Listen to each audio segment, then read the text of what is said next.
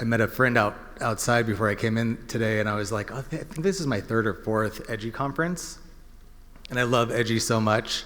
I've given a few workshops here, and so this is my first time up here. So it's a little different. But I love EDGY. I've learned so much from just attending the workshops. And so how to raise LGBTQ plus allies, the good news is that you're here. And so what you're gonna learn here, you're gonna be able to take with you and go out into the world. And so much of my advocacy has come from the belief that we can only take others as far as we've gone ourselves. So that's kind of if there's anything that you learn from my presentation today, that's the big takeaway, is that we can only take others as far as we've gone ourselves. And so a little bit about me is I was born and raised in Tucson, Arizona, and I grew up with a wonderful family, and we were very close. And what I often talk to people about is that multiple things can be true at the same time. And so while I grew up with a wonderful family and they were very supportive, I also experienced religious trauma and homophobia. A lot of the messages that I received growing up weren't affirming. And so I, hid in the closet. And I first recall knowing that I was gay when I was around 6 years old. And when I say that to people, sometimes they're like, well, how do you know that? And what I invite people to consider, and even yourselves today, is that this is, we're really centering children's experiences. And so sometimes when we have these conversations, we use we're adults, we're all adults here. And so we kind of place our adult constructs on gender and sexuality. And so this is more about my understanding as a young person that there were some differences happening and going on. And so much of my presentation today is from my own experience of navigating these conversations with my family. So in 2015, I moved here in LA in 2008 to work for a national LGBTQ media organization. And I thought, I came out of the closet when I was 25, I immersed myself in LGBTQ advocacy. But what I didn't realize is that I hadn't done the inner work. And so I kind of threw myself into advocacy out in the world, moved here in 2008, was doing all this wonderful work, but something wasn't right, something just wasn't right. I couldn't quite put my finger on it. And so fast forward 2015, I was actually in Arizona giving a workshop at an LGBTQ conference there, Arizona Equality Justice Conference. And after that conference, I went home, and my mom had all of my relatives over because I wasn't able to make it home for Christmas. And my childhood best friend, Alyssa, was sitting next to me. And my nephew, I have 5 nieces and nephews, and my nephew, Aaron, who at the time was 6, all the kids were playing, and he ran over to me, and I was sitting next to my friend, and we were at the dining room table, and he ran up to me and he whispered, "Uncle Chris, is she your girlfriend?" And my nephew Aaron, his version of whispering was talking out loud, so everyone heard his question. And it's caught me off guard, because I guess I thought that he knew that I was gay. I moved out to LA, I was doing all this work, I was at a conference. And so he asked me that question, it kind of caught me off guard. And then everyone's response, they seemed to there was a little discomfort, and everyone knew that Alyssa wasn't my girlfriend. And so later that night, as I was getting ready for bed, I started to think, wait, why did Aaron ask me if Alyssa was my girlfriend? Oh, he doesn't know I'm gay. Wait, why doesn't he know I'm gay? I was single and I hadn't brought anyone home to visit, and so maybe I just assumed that his family, I have a brother as well who has kids, and I just kind of thought that maybe they had that conversation or was just kind of known. And that changed my life. His question really changed my life. It changed my advocacy because I realized there's reactive and then proactive. And so I realized that this was like a reactionary of, well, why did he ask that question? And so immediately after that, the next day I asked my mom, why Aaron asked that question. Has my sister talked to her kids? And my mom's like, oh, no, Chris, they're too young to understand. And my mom is like my biggest supporter, and we've navigated, coming out. It wasn't always like that, but I was really taken aback by her response because, again, I remember knowing I was 6 when I was gay. And so I thought, well, old enough to understand what? Like, if he's able to ask if Alyssa's my girlfriend, what's the difference of, understanding if I was gay? And so I went on this, adventure of asking families and parents, people I knew who had kids, have you talked to your kids about LGBTQ? Like, is that a conversation you're having, gender, sexuality? And most of the parents I spoke to, they maybe thought about it, but they didn't know how to address it, or there was some kind of hesitation, or I'm uncomfortable with it. And going back to that, we can only take others as far as we've gone ourselves. To the degree that we've had that conversation with ourselves, we'll be able to have it with others. And so sometimes parents, they'll avoid uncomfortable conversation, or caregivers. And so for me, knowing that that's an uncomfortable conversation was the red flag. And I thought, well, wait a second, right now in my family, there are kids who are LGBTQ. And so if we're not having these conversations, what messages are we sending them? And so I wrote a letter to my family, encouraging them to have conversations. Not for myself, but for the kids who could be LGBTQ in my family, to not have to go through the closet experience. And so then that letter became an article that was first published on the Huffington Post, and then it turned into a guide that you have on your table that I'm gonna get to in a little bit, and then a book. And my book just came out in Spanish a few months ago, so I'm really excited about that. And I felt like, when you go to a movie or you've eaten at a restaurant and it's so good and you want to tell people about it, that's kind of how I felt with this. I was like, oh my gosh, I need to encourage families to have these conversations, because I have the unique experience right now as a therapist. I specialize in working with gay men and gay men's identity, and so many of my clients have experienced, regardless of their age. My youngest client's 19, my oldest client's 70, and they carry the same messages that they received in their childhood about what it meant to be gay. And so I have this unique experience of, having this book or having this even presentation today to want to share and prevent so much of what I see in my clients that they're trying to uncover or process or still heal from, and maybe that they're not even aware of. And so my purpose here today is to empower families and communities to challenge messages from the playground and to raise allies. And messages from the playground is something I'm going to talk a little bit about more. To shine a light on our blind spots, to encourage open and honest conversations, to increase knowledge around the nuances of heteronormativity, homophobia, and transphobia, otherwise what I like to call misguided beliefs. Because that's the thing, is that sometimes when we use a word to describe something that isn't quite accurate, it doesn't land and the person maybe doesn't receive it. Because my mom, as an example, she would not at all have considered herself homophobic when she said that my nephew was too young to understand. She's, like I said, my biggest fan. But what we're really talking about is misguided beliefs for me. And so I wanted to demonstrate.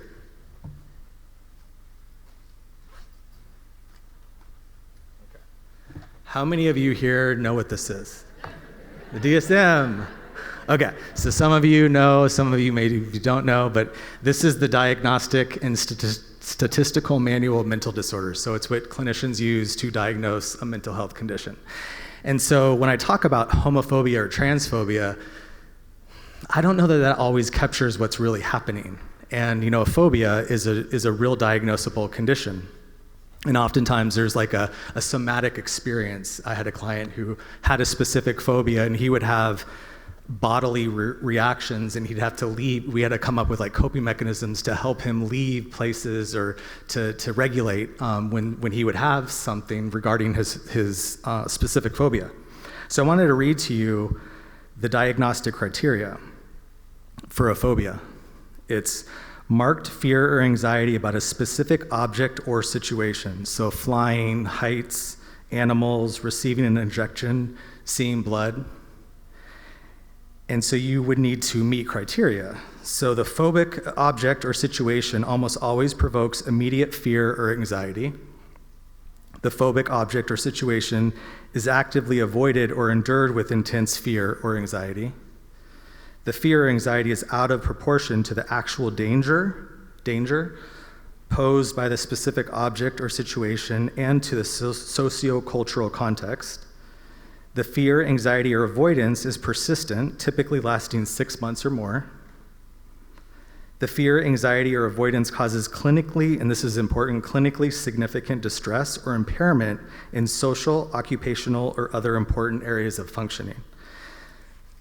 So I can, there's one more. The disturbance is not better explained by the symptoms of another mental disorder. So I think that's really important because sometimes when we're talking about homophobia, it's not like my mom in that instance she wouldn't have met criteria.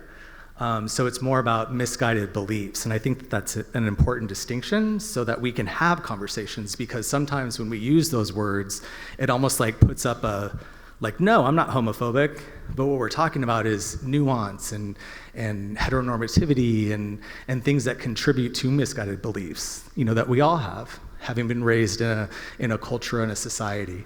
We take that information in. And the next, number 5, is to emphasize the importance of language. And then 6 is to prevent homophobia, transphobia, and bullying before they begin. And so for the purposes of the presentation, I'm going to use homophobia, transphobia, and bullying. And then just a note is that I identify as a cisgender white man, and so when I speak about other communities, I do so mindfully and as an ally, and I think that's important as well. And this is a quote from my book, is before we can make any changes within ourselves, our lives, or our communities, we first need awareness.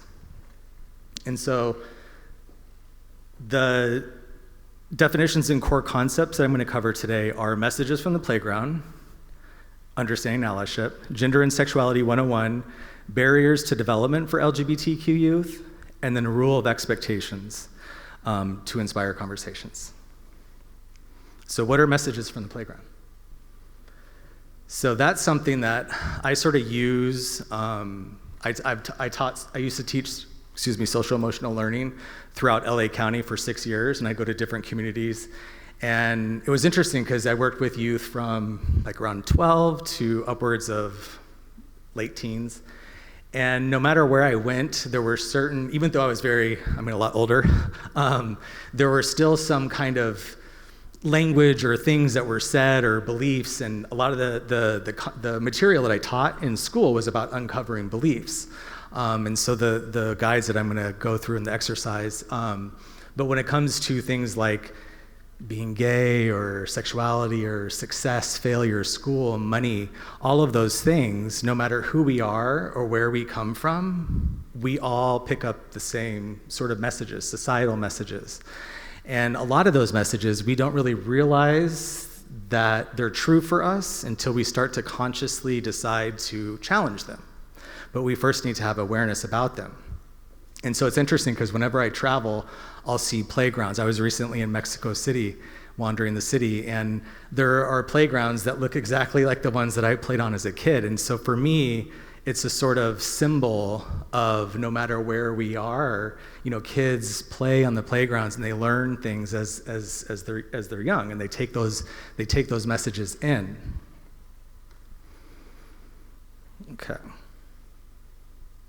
And so an example of that would be messages from the playground are things like gay, like the associations that we have with that. Oftentimes it's automatically associated with sex.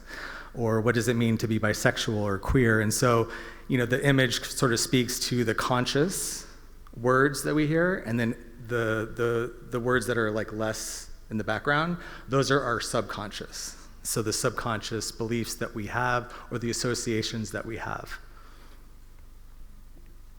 So what are your messages from the playground? And I'd like for you to take a moment, and there's some guides on your table, and if you turn it over to the part where it says, what are your messages? And I like to call this exercise a belief dump, and just to sort of give context and set it up is whenever I'm teaching a class, or whenever I used to teach a class about beliefs, we would always have the young people, they get their own journal, and they would have, the first page is, who am I and what do I believe? And then we would have things like school, money, success, failure, family, friends, etc. And I remember I was teaching a class for junior high kids, and there's this young boy, I think he was maybe 12 years old, and I usually like to identify something so that the group could talk about. So I would say, like, what did everyone write about money?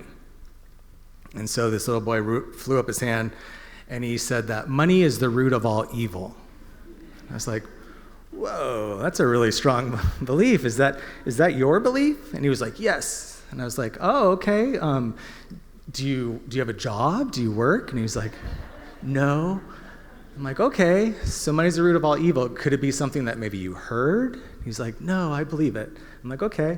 I'm like, well, do you when you turn 16, do you want to drive? Do you want to, maybe get a car when you're older? He's like, yeah. And I was like, okay. Well, when you grow up, do you want to have a house? And he's like, yeah. I'm like, well, those things, money could buy you those things. And he was like, well, it's something my mom always says.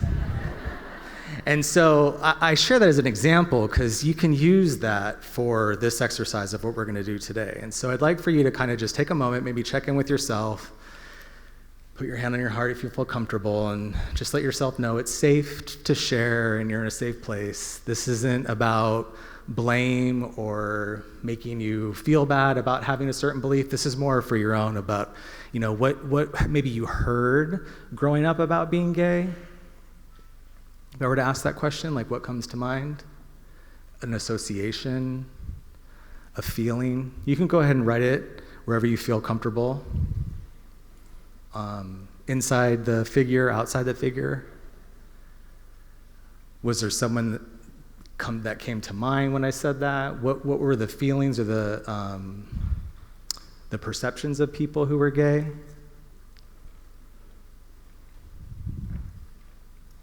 I had a client recently share that when he was younger, he also mentioned that he realized that he was gay when he was around 6 or 7. And he said that growing up, there was never room for him to be gay, and it felt like he couldn't fully breathe. So the feeling for him was that he felt that he couldn't fully breathe. So that maybe is a feeling. Maybe not. Maybe you had wonderful, affirming messages. The idea isn't to judge. It's more to become aware. I'm just going to go ahead and share something from my book that I like to do in this exercise because, sometimes it's uncomfortable. I'm asking you to write about things that maybe, you don't want to acknowledge or maybe that we heard that don't feel so great. And so after you maybe have written anything down, no matter what you wrote down, I'm just going to read something. You can just take this in. I am safe. I see all young people through eyes of acceptance. Each child matters, and I am open and accepting. It is easy for me to affirm all identities. All kids are the future, and it's important for me to affirm and acknowledge each one for who they are. I create a safe space wherever I am. I surrender beliefs that no longer serve me. I am willing to see, hear, and speak with an open heart. I am here to be truly helpful. My new thoughts and my new beliefs help create a new world.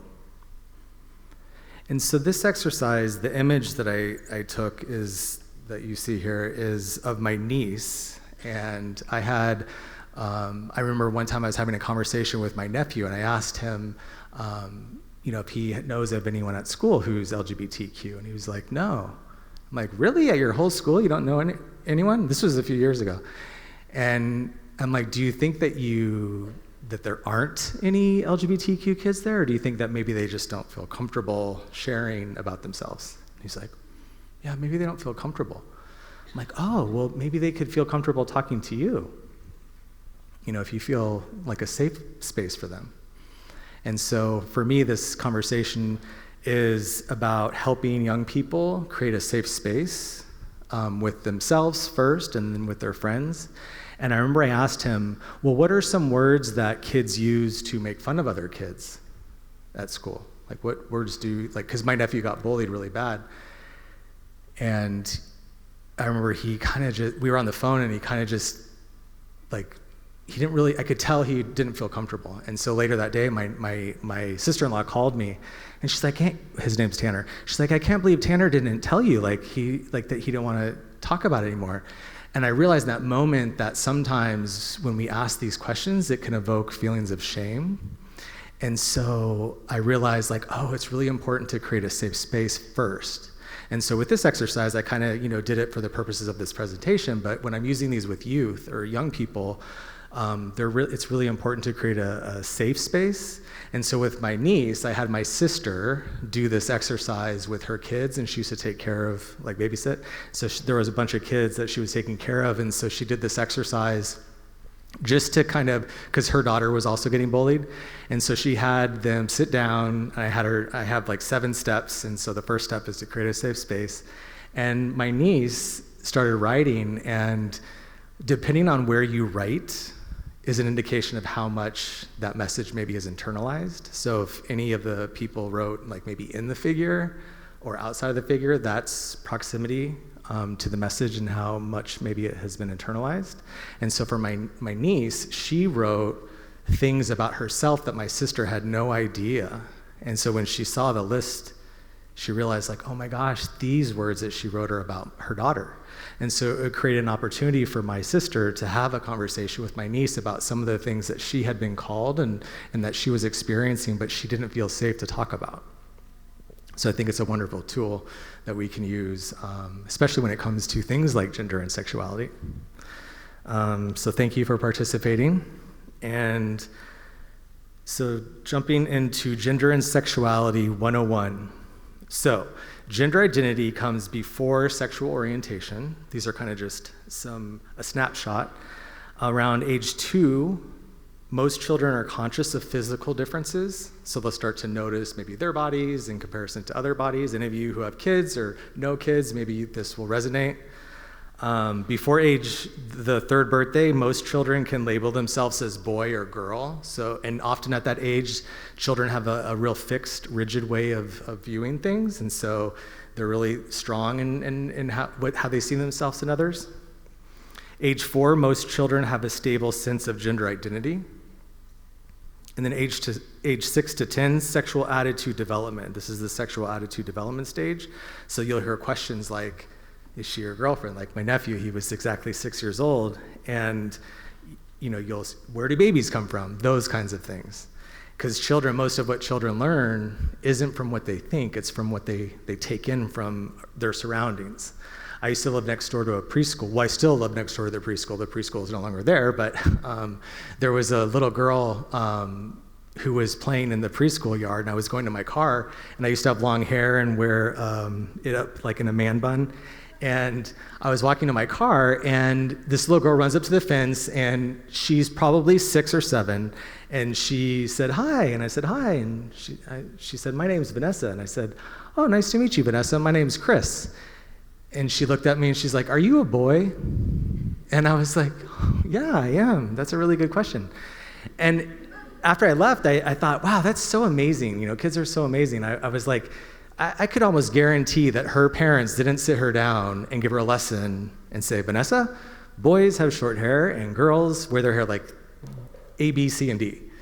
It was just something that she's internalizing and perceiving, and so she's asking questions based on what she's learning. So similar to my nephew, is she your girlfriend? And so, again, and then children versus adult constructs. So children's questions.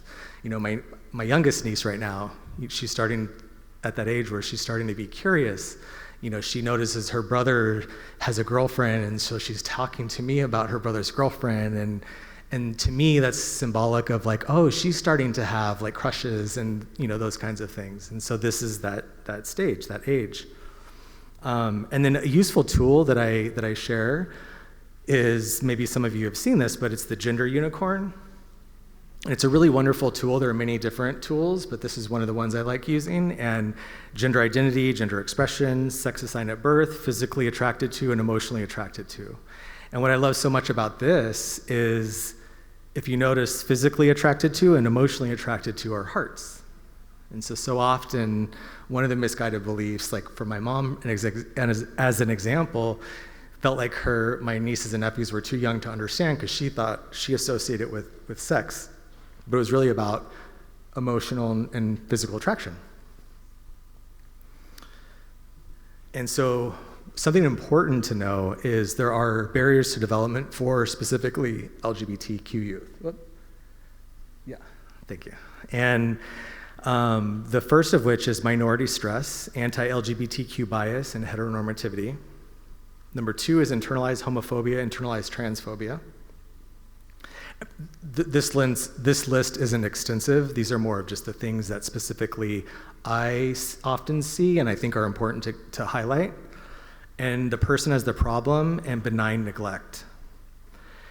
And so the person as the problem, just to kind of, what does that mean? I'm gonna share a slide. Okay, I'll give you an example. I had a session just recently with a client who was telling me about how when he was in college, he was bullied, he said people didn't like to talk to him because he was gay. People ignored him because he was gay. And he comes from a religious community and experienced religious bullying, or religious trauma, excuse me. And as he was talking, and him saying people didn't talk to me because I was gay, they ignored me because I was gay, I invited us to go back after he was sort of done sharing. I invited us to go back, and I wanted to make a distinction of people didn't not talk to you because you were gay, or they didn't bully you because you were gay. It was because they had misguided beliefs. And I think that's a really important distinction, because so much it's easy to see the person as the problem, like he was gay, so therefore they bullied him. Whereas I want to help shift the onus on the misguided beliefs, and so it wasn't that he was gay, it was that they had misguided beliefs. And then benign neglect.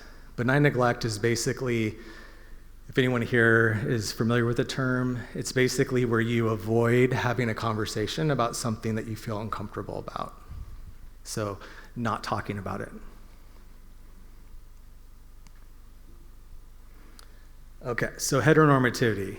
Maybe some of you are familiar with the term, maybe not, maybe some of you are more familiar with the term, but it's this conscious or subconscious belief that heterosexuality is the only normal and natural expression of sexuality. And so, oftentimes when kids are born, there's just kind of this default unconscious perception that they're going to be heterosexual. And so questions like, do you have a girlfriend? Just kind of making that assumption. When I was growing up and knew that I was gay, and people would ask me, do you have a girlfriend? That question used to be the source of so much shame. It was like nails on a chalkboard.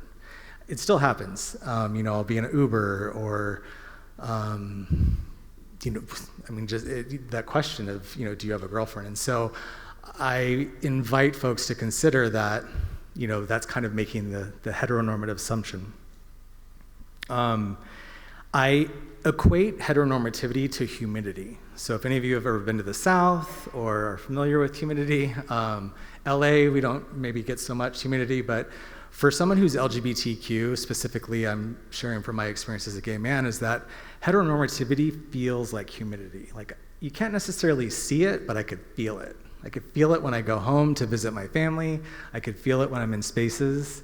And so even having these conversations right now is helping to minimize that and diminish that, because then we get to go out into the world and help contribute to dismantling heteronormativity, deconstructing heteronormativity. It keeps structural anti-LGBTQ bias in place, so professional organizations, those kinds of things. Grants unearned benefits to people whose gender identity, gender expression, and sexuality align with societal standards. And beneath heteronormativity lies queerphobia. Queerphobia being a sort of inclusive term to include transphobia, homophobia, biphobia, etc.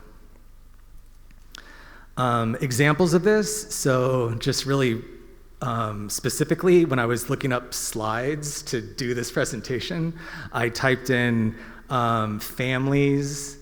I was using like certain keywords, and these were the images that came up. How to be a good parent is just, it's kind of, those were the only examples that I could use.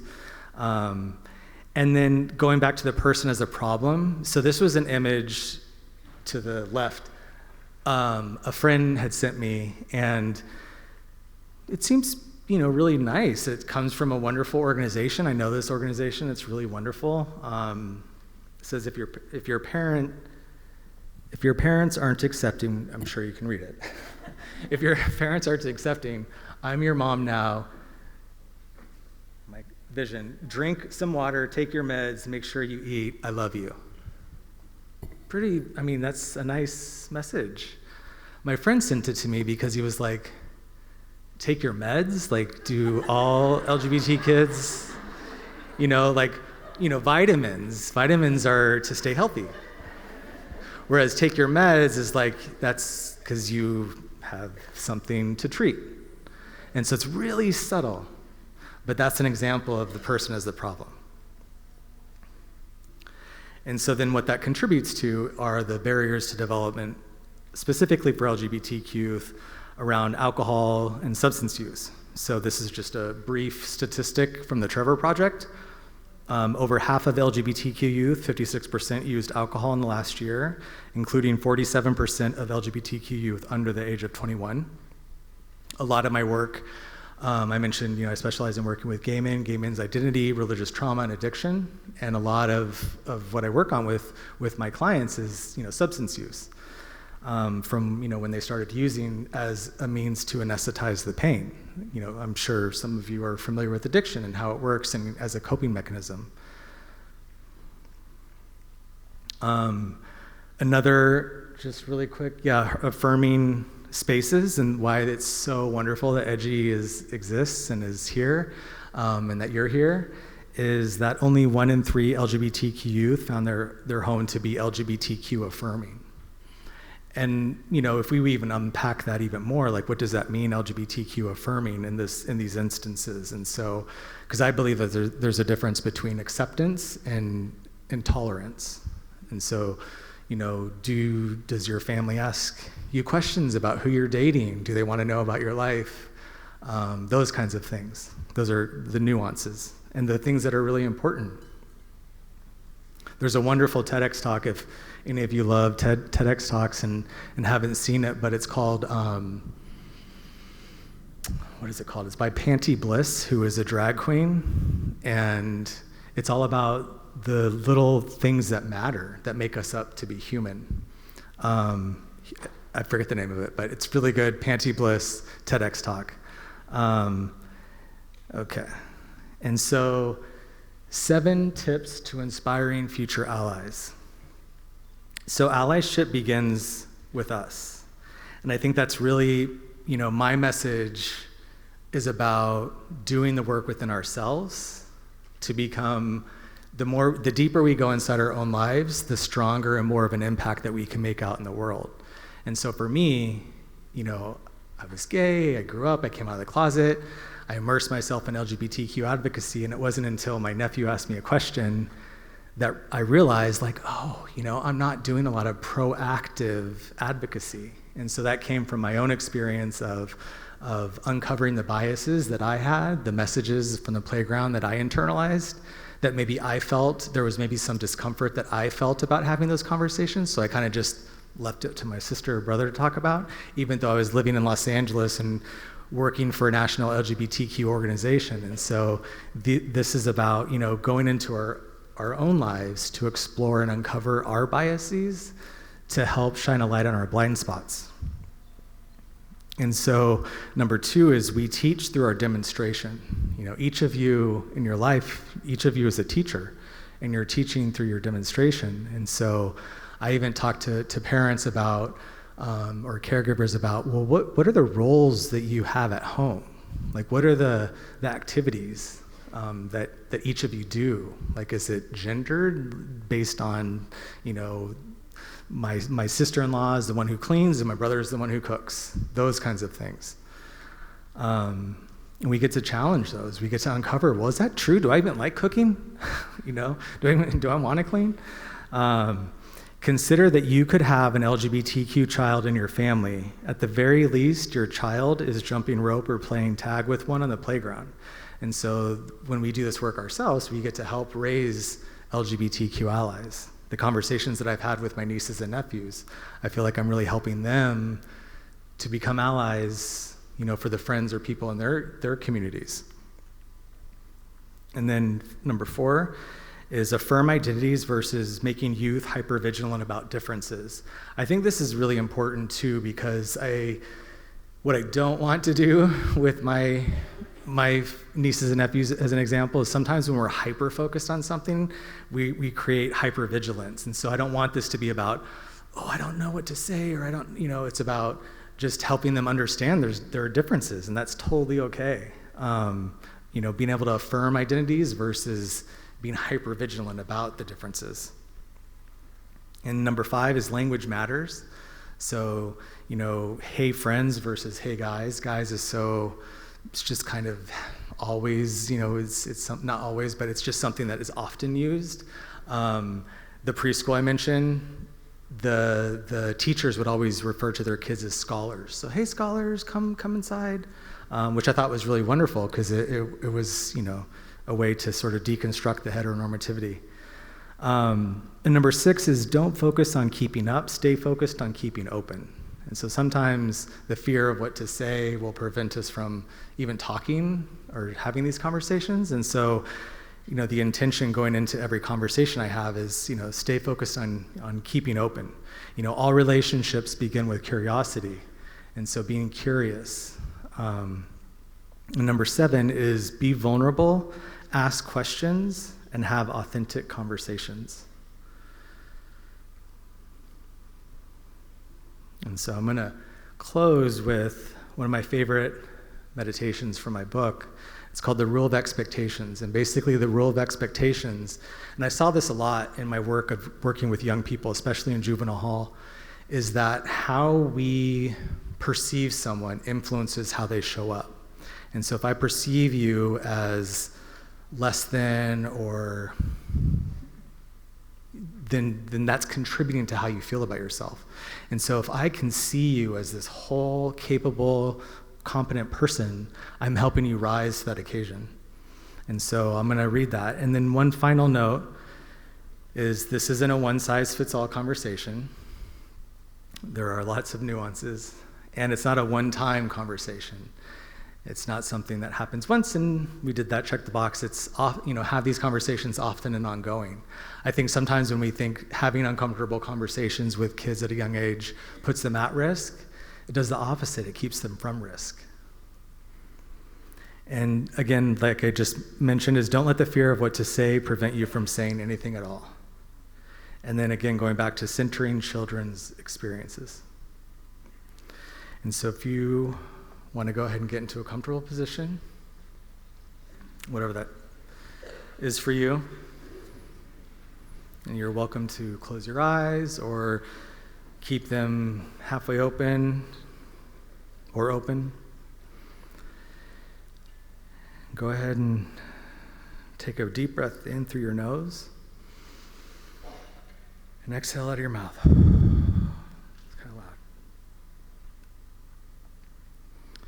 See in your mind's eye a classroom full of students. Maybe it's one of the classrooms you were in as a young person.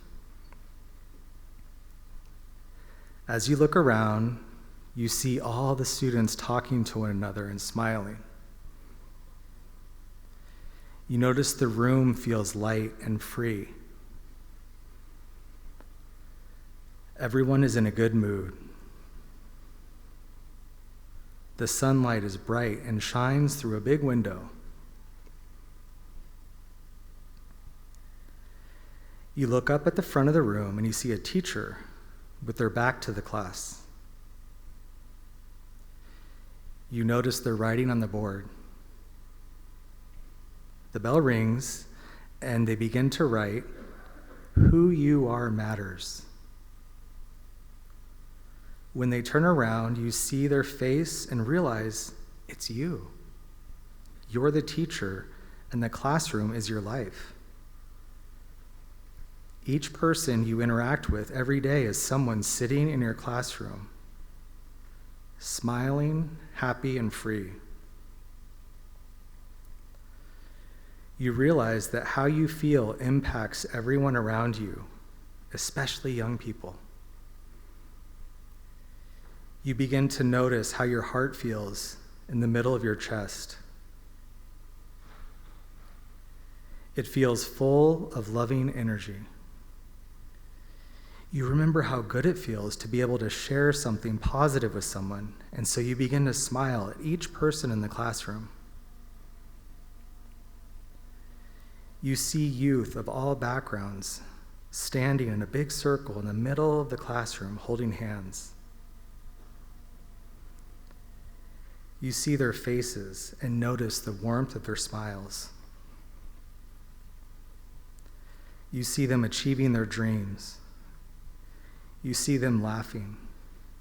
You see them capable. You see them free. You see them enjoying life.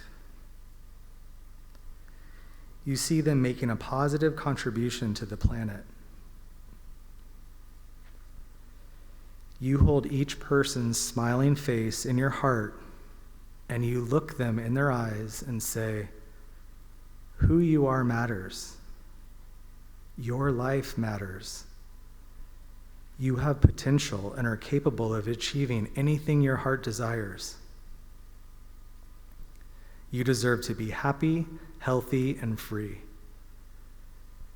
May you be blessed and may you know peace." Because you know this for each student in your classroom, you know this for all youth around the world. You hold a vision in your mind's eye of a planet full of playgrounds where all children are laughing and free. You now carry this message with you everywhere you go. And so it is. You can go ahead and come back to the room. All right. So thank you so much for allowing me to spend time with you today and share space with you. I think it's amazing that you're here and what you're learning, you're going to be able to take out with you and share it with others. I mentioned before, I think this is my third or fourth conference, and the connections I've made here have made a lasting impact on my life. I think I mentioned, I was sharing, I think, with a friend before this, but I met a gentleman in 2017 in one of the workshops, and he was sitting right next to me, and he worked at Central Juvenile Hall. And so I connected with him and told him I taught social emotional learning. He made a sort of plea at the beginning of the workshop and said that they needed help in Central Juvenile Hall to support LGBTQ youth, incarcerated youth. So I approached him afterwards, and I started working at Juvenile Hall for 2 years, and it was an incredible experience, helping support LGBTQ incarcerated youth. And so that connection came through EDGY and the things that I learned here. So thank you so much, and have a wonderful rest of your conference.